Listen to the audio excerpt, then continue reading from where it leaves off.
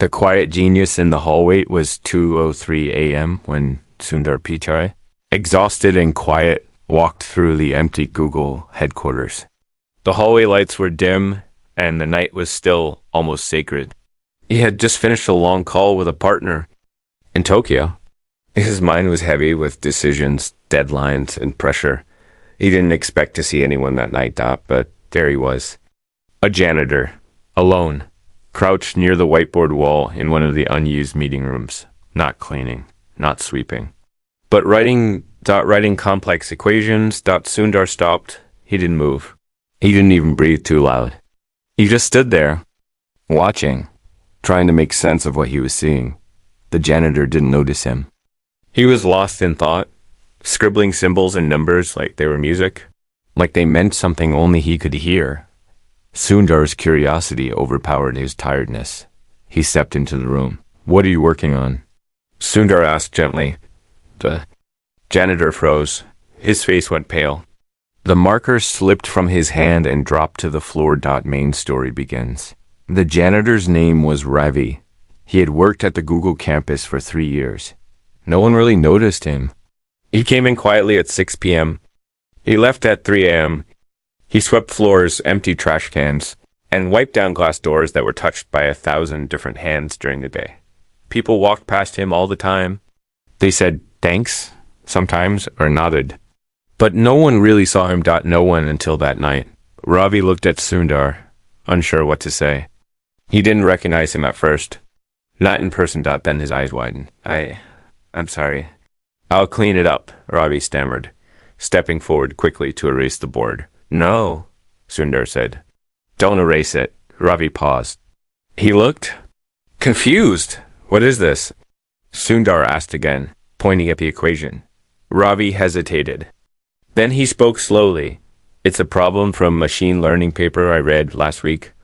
I've been trying to simplify the model." Sundar blinked. "You read mill papers?" he asked.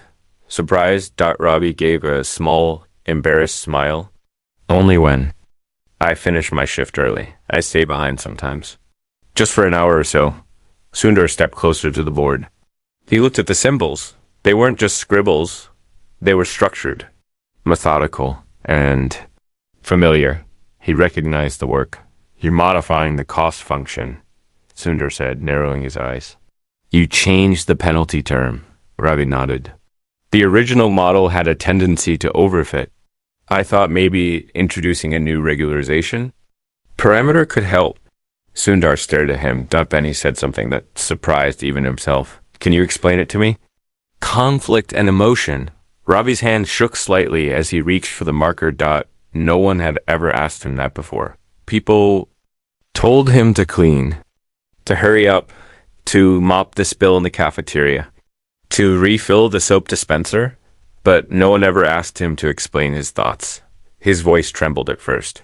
Then it grew steadier. He talked about data sets, about bias, about variance, about how small changes in the cost function could make a big difference in the prediction accuracy. He used examples. He smiled once when he drew a little cartoon of a cat and a dog to explain classification. Sundar listened. He didn't interrupt. He asked questions. For 15 minutes. They stood there like two equals until a cleaner passed by, looked in, and froze. "Pichai?" the cleaner said, confused. "Is everything okay?" Ravi's face turned red. He stepped back. "I'm sorry. I didn't mean to bother you. I'll clean this up." But Sundar held up his hand. "No, leave it." He turned to the other cleaner and said, "Everything's fine." Then he looked back at Ravi. "Do you come here every night?" he asked. Ravi hesitated. "Not every night. Maybe twice a week. Depends on the shift." Sundar nodded. Double quotes. "Do you have a background in math?" Ravi lowered his eyes. "I was studying at Ait Madras, computer science, but I dropped out. Family reasons." Sundar's eyes softened. "You should finish." Ravi looked up. "How?" Twist in tension. That night changed everything. But it didn't happen instantly. The next day. Sundar couldn't stop thinking about Ravi. He brought it up quietly during a team meeting. He didn't mention the janitor's name. Just said something. about unrecognized talent and how we need to look beyond resumes. A week passed.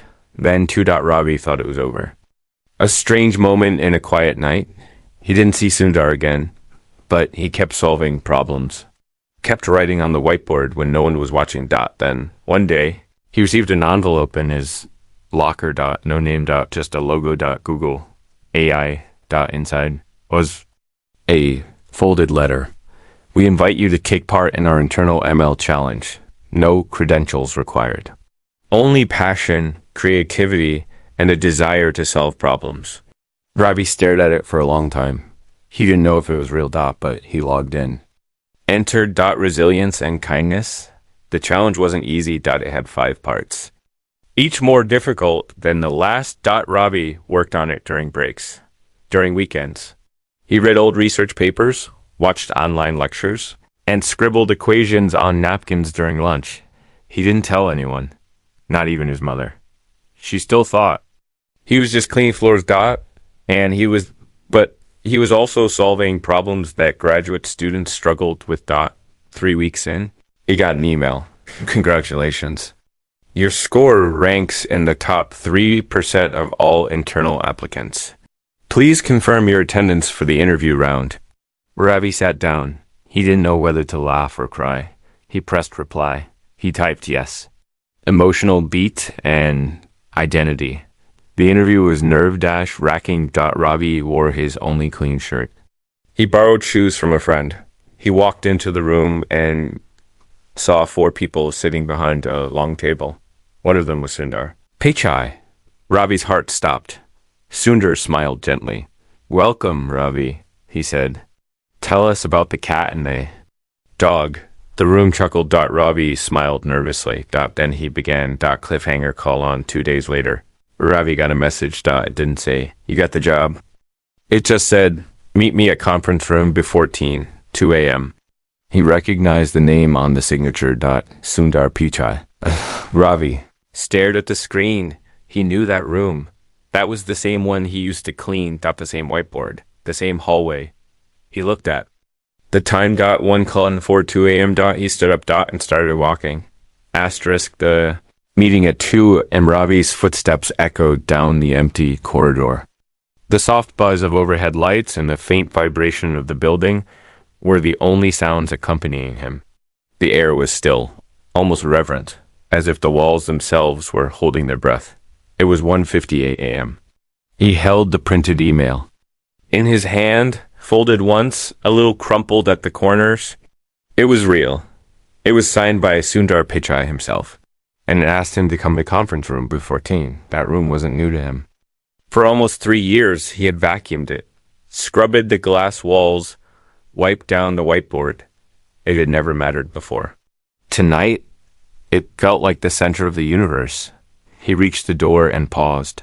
His heart was beating loud enough to drown out his thoughts. He wondered if this was a test, a prank, a mistake. But somewhere deep inside, something told him it wasn't. He pushed the door open slowly. Inside, the lights were on low. The whiteboard was clean, wiped spotless. In the middle of the room stood a single round table, 2 chairs, and Sundar Pichai standing by the window with a cup of coffee in his hand. Looking out into the city, Sundar turned around when he heard the door. Right on time, he said, smiling softly. Ravi stepped in cautiously. He didn't know whether to shake hands, sit, or stand. Sundar gestured to the chair. Sit, please. Ravi sat down, his palms damp, nerves dancing beneath his skin. Do you know why I asked you here? Sundar asked, his voice low and calm, like a teacher about to introduce a concept too delicate to rush. Ravi hesitated. I'm not sure, sir. Maybe the challenge? Sundar nodded. You did very well. Better than most of our interns. Better than some of our engineers. Ravi looked down, unsure of how to respond. Sundar continued. You see, Ravi, brilliance often hides in quiet places. Sometimes it's in the conference room at 2 a.m. Sometimes it's in someone who pushes a broom by day and solves equations by night. Ravi swallowed hard. He wasn't used to praise. Especially not from someone like Sundar Pichai. I want to ask you something, Sundar said, leaning forward slightly. Why did you drop out of IT? Ravi took a deep breath. My father had a stroke. I was the only one who could work. My sister was still in school. I didn't want to leave, but we had bills and medicine. So I took the first job I could find. Sundar nodded slowly. I understand. You made a sacrifice for your family. That takes courage. Ravi looked at him, eyes wide with emotion. No one had ever called it courage before. Most people just called it bad luck. Do you want to finish? What you started? Sundar asked gently. Yes, Ravi said quickly, then quieter. More than anything. There was a long pause. Sundar looked at Ravi as if measuring something invisible. I'm starting a quiet program, he said. Something. Small. For now, it's not official, not public. But I want to find people like you. People who slipped through the cracks but never stopped learning. People who still burn with questions. And I want to help them rise. Ravi stared at him. I want to give you a chance, Sundar said. But it's not easy. It will take time, discipline, and trust. What kind of chance? Ravi asked, almost whispering. Sundar smiled. A mentorship. A challenge. And maybe, if you're ready, a position on our research team. Ravi's breath caught. But first, Sundar added, standing up and walking to the board, I need to know you're not just solving equations. I need to know you understand the heart behind them, the reason, the why. He picked up a marker and wrote a problem on the board, one Ravi hadn't seen before. It wasn't just math. It was wrapped in language and ambiguity, a puzzle with missing parts. Solve it, Sundar said, not just the math. Tell me what it means, what it's trying to say. Ravi stood. His hands were shaking again, but not with fear. With fire, he stepped to the board and began. For 45 minutes, he worked. He talked aloud. Made mistakes. Caught them. Drew connections. Once, he paused and asked Sundar a question that made the older man's eyebrows rise. Not because it was wrong. Because it's exactly the right question. When he finished, he stepped back. Sundar didn't speak for a moment. Then he put the cap on the marker and said, Good, very good. Ravi exhaled. Come back tomorrow night, Sundar said. Same time. Yes, sir. Ravi left the room with the kind of quiet joy that doesn't show on the face but pulses deep in the bones. Something had shifted. He walked past the security desk. The guard nodded. Ravi nodded back. He didn't tell anyone what had happened. Not yet. But when he got home, he opened his old notebooks, the ones he had packed away 3 years ago. And he began reading again. He didn't sleep that night because somewhere inside, he knew this was only the beginning. And he didn't want to waste a single second. Ravi stood frozen in Sundar Pichai's office, still holding the offer letter in one hand and the mysterious handwritten note in the other.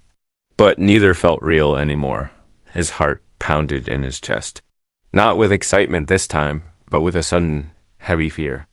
The kind of fear that coils around the ribs and makes it hard to breathe. He looked from Sundar to the woman who had just walked in.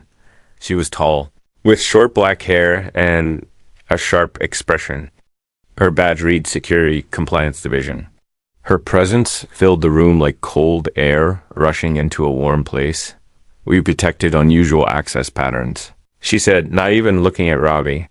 Someone's been pulling restricted data. Sets from the Voice Diagnostics Project. Advanced prototypes. Things we haven't published yet. Sundar narrowed his eyes. Are you saying this is connected to Ravi? We don't know yet, she replied. But he's the only one on that project who doesn't have full clearance. And the breaches started 3 weeks ago. Ravi felt like the floor beneath him had just cracked. 3 weeks ago, that was exactly when he had started shadowing the Team Core story and inner conflict. He wanted to speak, to defend himself, but his voice didn't come. Every word he wanted to say felt stuck behind a wall of shock. He had never accessed anything without permission. He didn't even know what half the folders in the shared drive were. The most he ever did was read team notes, help with modeling experiments, and occasionally dig through public databases. Why would anyone think Ravi? Sundar's voice broke the silence. Ravi finally found his voice. I didn't do anything, he said quietly. I swear. Sundar looked at him closely. He didn't say, I believe you. Not yet. Instead, he turned to the security officer. How do you plan to investigate this? We've already started, she said. We've logged device IDs, session histories, terminal commands, everything. If he's clean, it'll show. But until we finish, he's suspended from all active research systems. Effective immediately. Ravi felt the envelope in his hand. The letter of hope. The new life he thought he was stepping into, now it felt like a joke. He stepped back from the table. I understand, he whispered. Ravi, Sundar began. But he didn't stay to hear the rest. He turned and walked out of the office. Not quickly, not dramatically. Just slowly, like a man walking through fog, unsure of where he was going anymore. Emotional struggle and isolation. Back home that night, Ravi sat on his bed for hours, staring at the ceiling. His tiny apartment was silent except for the low hum of the refrigerator. In the kitchen, the light from his phone screen glowed beside him. Dozens of unread messages. One from his mother, asking how work was going. Another from an old classmate, sending him a meme. They all felt like noise now. He didn't know how to tell anyone what had just happened. He didn't even know if he still had something to tell. The next morning, he woke up early and went back to his janitor duties. No lab access now. No modeling. Work. No meetings. Just floors, bins, and mops. Some engineers looked at him differently that day. Some didn't look at him at all. Word traveled fast in buildings like these. Even when nothing was confirmed. At lunch, he sat alone. Dev walked past. So did Rachel. Neither stopped. Only Omar gave him a glance and a small nod. Not a pity, just quiet recognition. Ravi clung to that.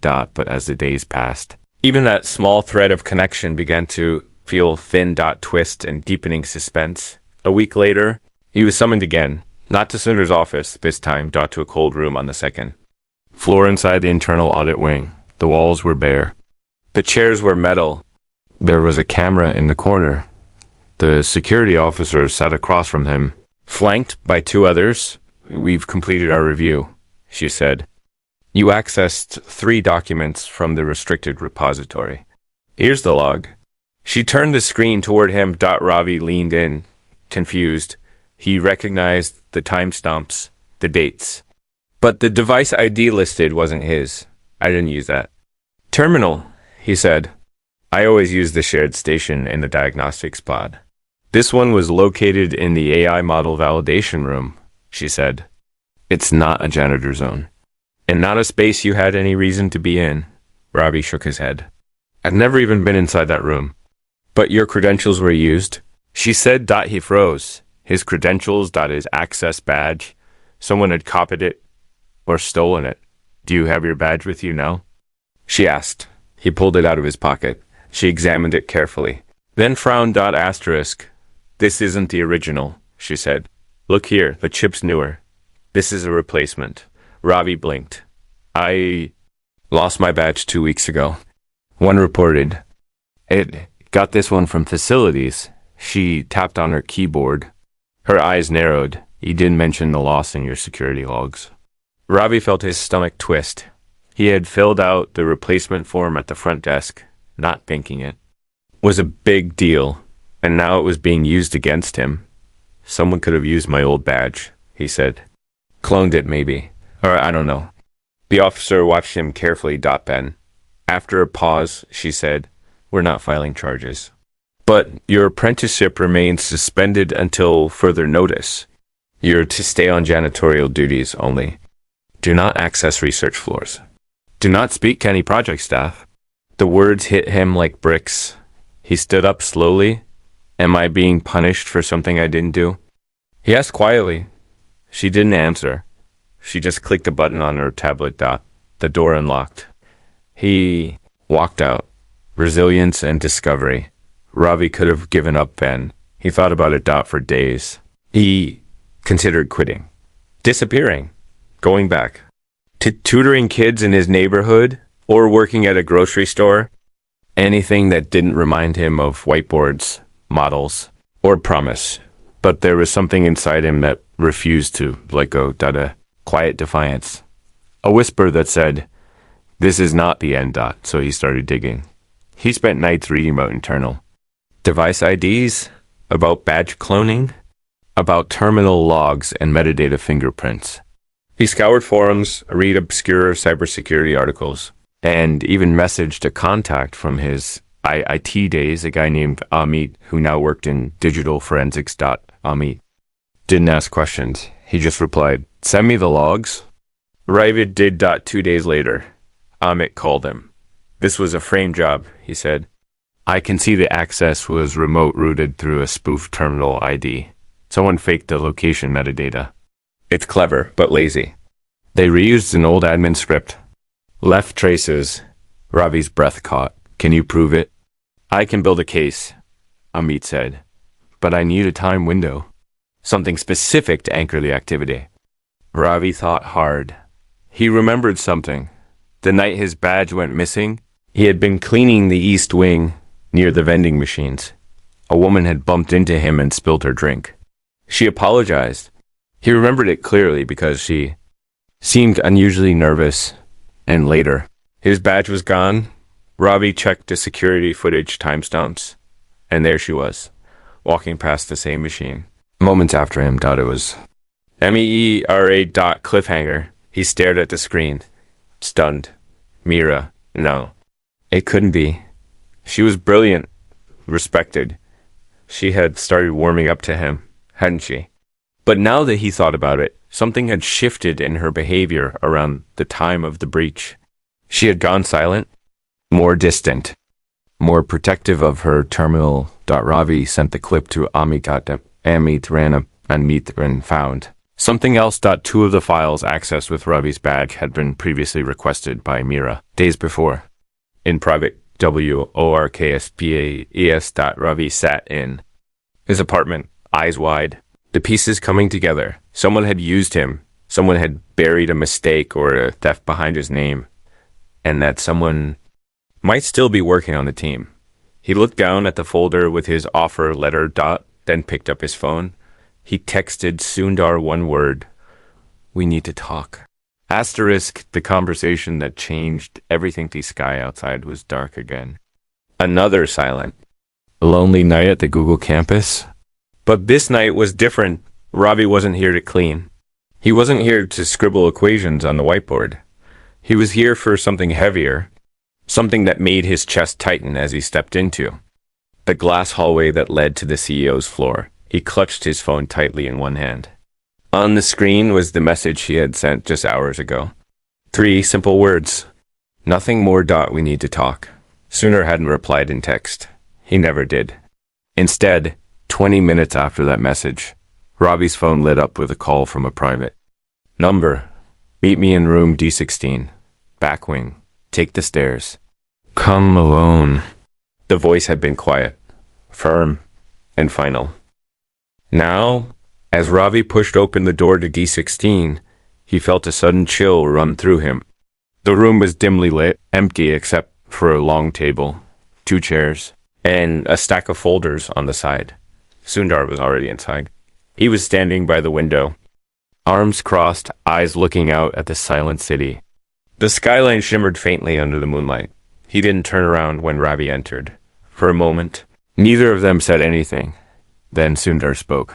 "You said we needed to talk," he said softly. "So talk." Ravi stepped forward slowly.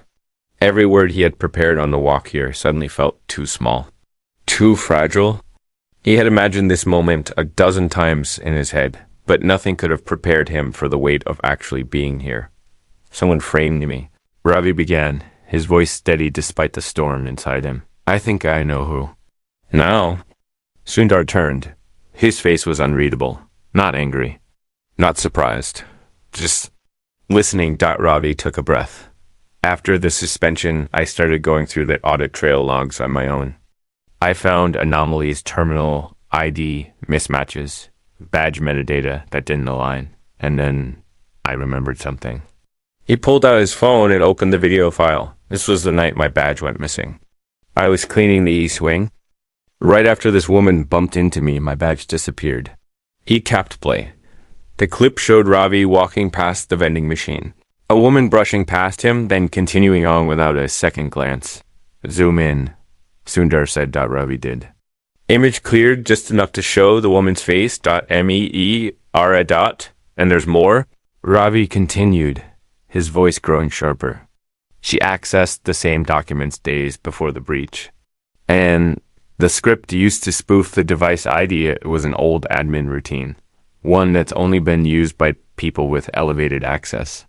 Sundar was silent for a long moment. Then he asked, a question that caught Ravi completely off guard.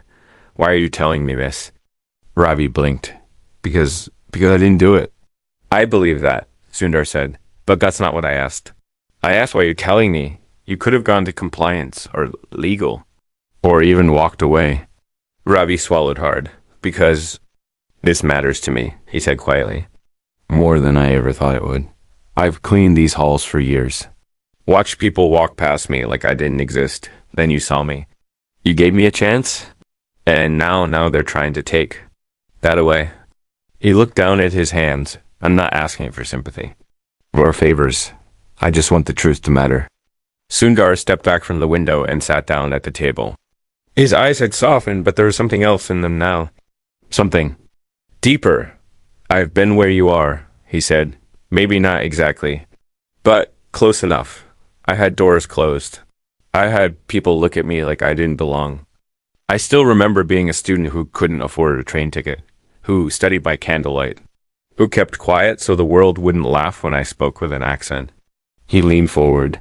But that feeling you're carrying right now, the one that says you're small, disposable, replaceable, don't let that stay in you.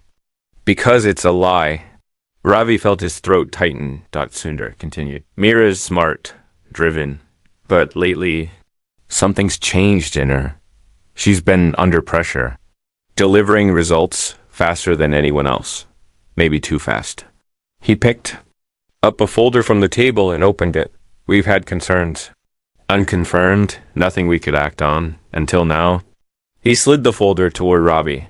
Go home, rest. I'll take it from here. But Ravi didn't move. Let me help, he said quietly.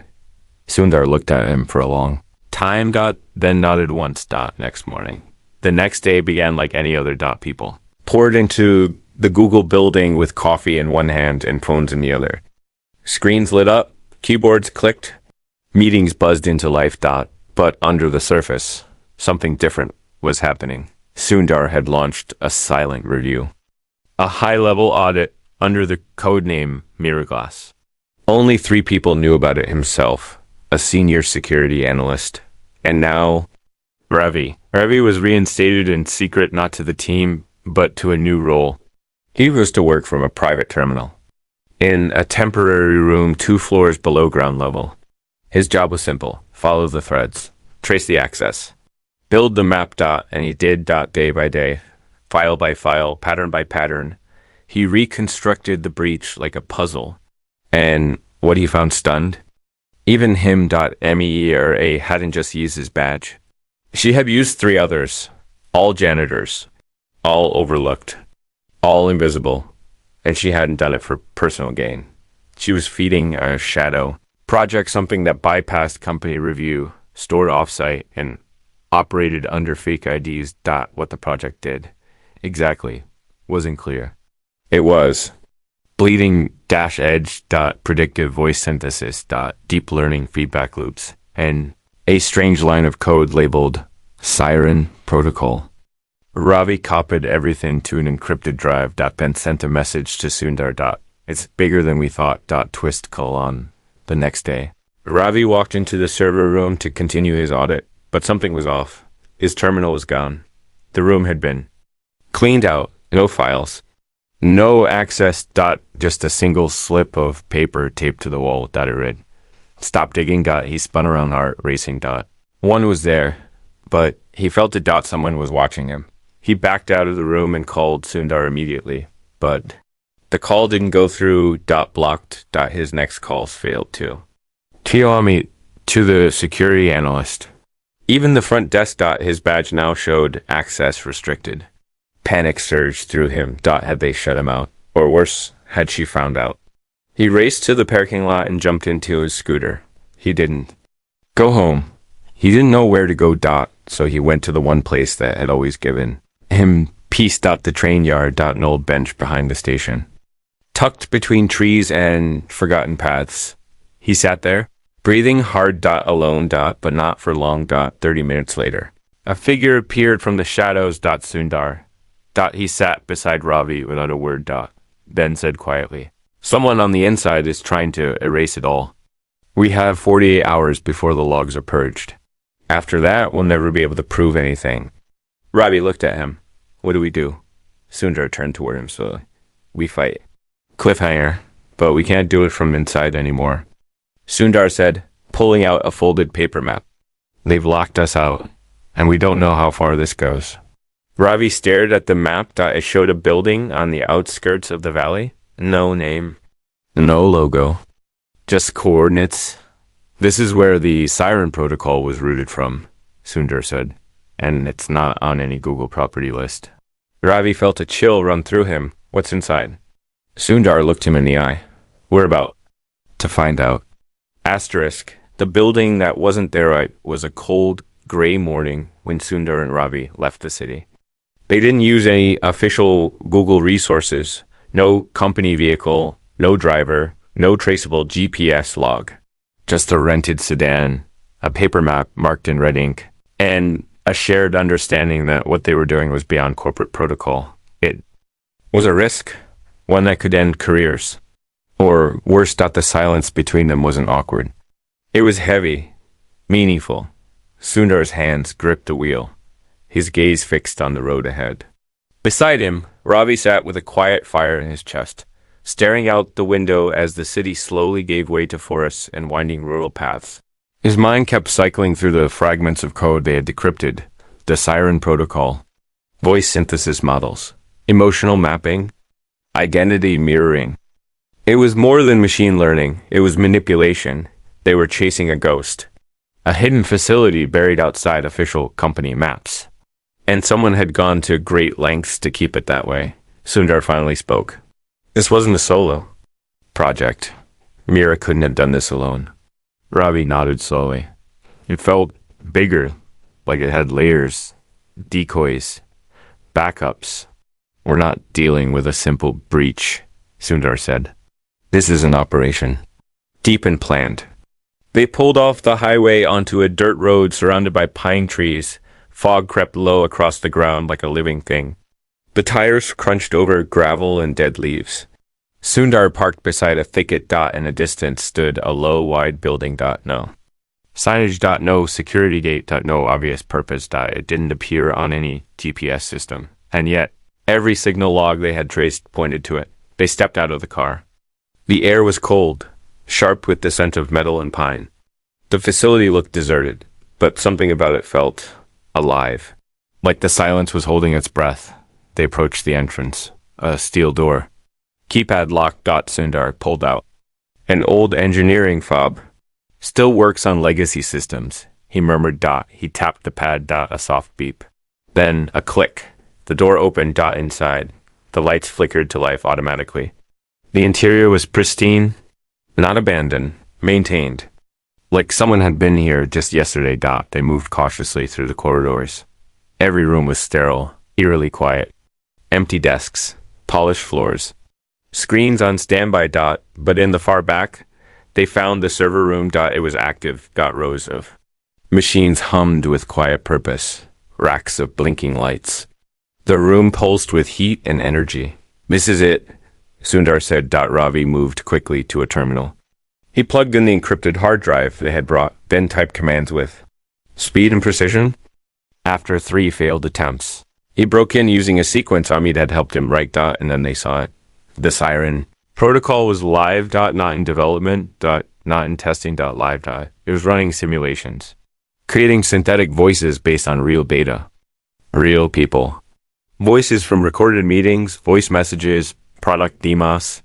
It had built emotional profiles, tracked behavioral reactions, and crafted digital personas that could speak, emote, and influence, all indistinguishable from the real thing. Ravi's hands trembled. This could rewrite conversations, fake interviews, simulate leaders, even twist news. It's a voice that can be programmed to say anything, Sundar said grimly, and sound like anyone. A message popped up on the screen. Unauthorized access detected dot, then another dot terminate node. Ravi's eyes widened. They're trying to kill the connection. Unplug it, Sundar ordered. Ravi yanked the drive out. The room went dark. The power shut off. Emergency lights flickered on. We need to go, Sundar said. They ran back down the hallway. The exit light glowed faint, red through the foggy air. As they burst into the open, the sky had turned darker, not night, but storm gray. Winds picked up. Leaves scattered. They reached the car. Sundar started the engine. Tires spun. They sped down the gravel path, back toward the main road. No one followed, but they both knew eyes were now on them. Back at the safe house. They drove to an old data center Sundar had access to, a forgotten building from a decommissioned infrastructure project. Here they had power isolation and no surveillance. They worked without stopping. Analyzing the recovered data. It was worse than they thought, the siren. Protocol had been deployed in several limited scenarios already. Customer service calls, internal briefings, even prototype testing for upcoming voice products. And no one knew. The voices weren't real, and people had believed them. .me or had built the shell. But someone higher had authorized the rollout. Ravi looked up from the terminal, face pale. It's already started. He said, we can't go through internal channels anymore, Sundar replied. They'll bury it. He reached under a panel and pulled out a sealed black case. What's that? Ravi asked. Sundar opened it. Inside was a secure transmitter, hardwired to a satellite relay. Untraceable. Built for emergency communication. Their kind used only once in a lifetime. We send this straight to every employee inbox, Sundar said. To our engineers, our teams. The world will hear it. Ravi hesitated. What if they come after us? Sundar looked him in the eye. Then we keep going, because truth matters. Because people like you, people with quiet brilliance, deserve to be heard. Ravi took a deep breath, then nodded. Let's do it. Cliffhanger. As the signal warmed up, Ravi typed the subject line of the broadcast. Subject. The voice you heard wasn't Relthan. He pressed send. Miles away. In the Google headquarters, inboxes lit up. Across offices in London, New York, Sydney, Berlin. The same message appeared. Screens glowed. Alerts triggered. And somewhere, in a glass tower far from them, someone watched with narrowed eyes and whispered, they found it. Asterisk, the message that shook the world. Message was sent. There was no dramatic sound when Ravi pressed send. No fireworks. No countdown. Just a soft click, and then silence. But in that silence, the world shifted. Inside the abandoned data center. Ravi and Sundar sat side by side, the soft hum of fans the only sound. The secure transmitter blinked green, then blue, then off. It had done its job. The signal had gone out, beamed to every verified inbox inside Google's global network, bypassing layers of corporate hierarchy. Routing through satellite relays, Sundar had once overseen during his engineering days. It was raw, unfiltered, undeniable. The email subject line read, the voice you heard wasn't real. And inside, a single paragraph from Sundar himself. This message is being sent using an independent, secure broadcast to alert you of an unauthorized internal development project known as the Siren Protocol, which has been using advanced synthetic voice generation to mimic real individuals, including myself. Attached is irrefutable proof. This is not a test. This is not fiction. This is a breach of trust and a manipulation of reality. Read the logs, listen to the audio, and ask the questions that need to be asked. This ends now. Attachment 2. Files. 1 document outlining the development timeline and user access logs. and another an audio clip. In it, a voice identical to Sundar's authorized the test deployment of the siren protocol on a real customer call without oversight. But Sundar never said those words. And now everyone would know. The reaction was immediate. Within 30 minutes. Reply chains exploded. Engineers across continents began verifying the voice fingerprints, comparing terminal logs, matching server IDs. What they found chilled them. Someone had been feeding a deep learning model synthetic training data disguised as user consent. The project had bypassed ethics review boards using cloned access. Synthetic voices had been injected into internal testing environments, and they had been believed, not just by interns or marketing teams, but by leaders, by partners, even by the board, by Sunrise in California. The company was in crisis. Ravi sat in the corner of the safe house, watching the world react to his truth. He hadn't slept. Not really. Not since the night he had followed Sundar down that hallway and shown him equations at 2 a.m. It felt like years ago now. Sundar paced slowly across the concrete floor, phone in hand. He had received calls all morning from legal, from the board, from 3 former CEOs. But the one that stayed with him was from a young engineer in Bangalore. She had whispered through tears, "Thank you." I thought I was going crazy. I heard something last week that didn't feel right. I thought it was just me. It wasn't just her. Hundreds of employees began surfacing doubts, moments, hunches, recordings that had felt off. People had felt something wrong, but they hadn't trusted themselves. Now they did. The reckoning began.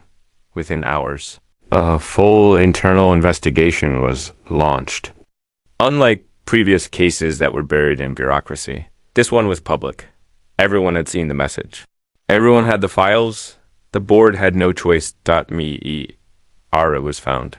She was placed on immediate leave and called in for questioning.